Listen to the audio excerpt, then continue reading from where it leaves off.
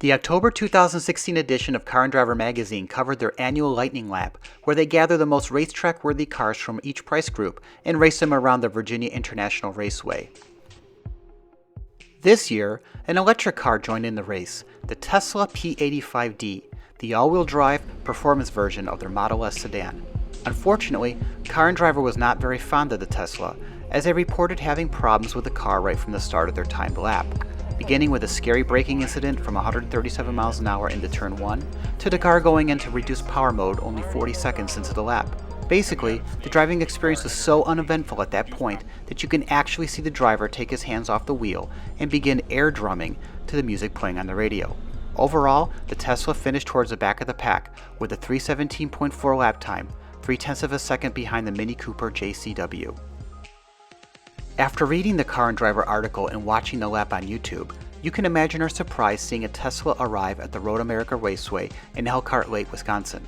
We came out to cover the annual March of Dimes Drive for Babies charity event, where participants bring everything from Ferraris and Lamborghinis to Buicks and Hyundais and flog them around the legendary track. It's a whole lot of fun and all for a great cause, but still, the sight of the Tesla Model S85 showing up had us very intrigued.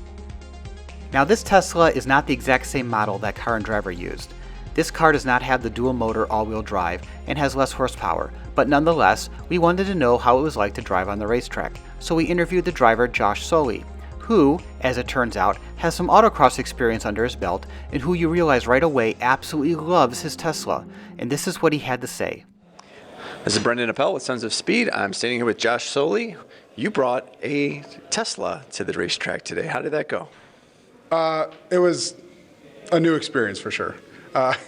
It ripped. I was beating Porsches left and right until the thermal protection kicked in, which is an issue electric cars have. They so much power, and no way to cool it. You need huge radiators.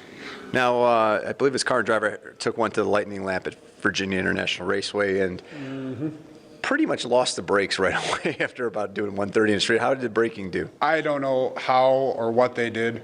It is one of the fastest production braking cars in existence right now. It does 60 to 0 in, I think, 100 feet or 101 feet or something like that, because it combines the regenerative braking from the electric motor plus the huge brakes on it, and it stops so fast. Now, what everyone's going to want to know is, this is a 4-heat race. Did you have to recharge, and how did you do that, and what was that all about? We're very lucky that a Tesla supercharger station was set up about 16 miles away in Sheboygan. So during lunch, during our break, we headed out there, sat there for an hour, charged it back up. We only got three runs per full charge. We're using about 4 miles of range for every mile driven. So, that's very bad efficiency. So you're using about 4 times as much power as you would if you were just driving down the highway? Yes. How many miles were you down to when you went to the supercharger? I think we were down to 42, 38, something like that. 9. I'm getting 9 from over here. We're down, I guess, way lower when we got there.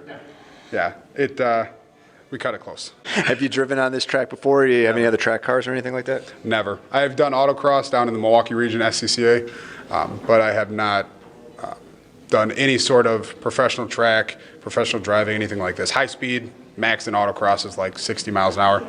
So this is your first time on Road America? Yes. And how did you like it? I'm coming back.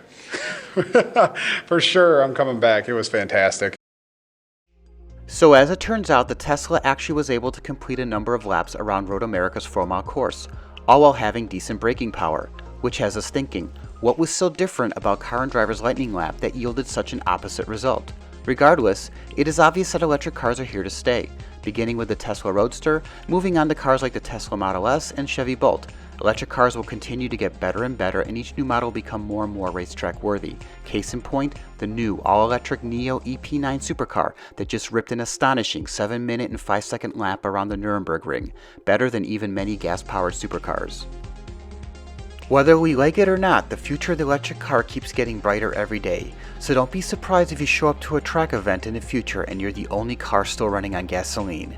Just like the Cubs finally winning the World Series, it's gonna happen. I'm Paul Harold with Sons of Speed. Thanks for watching.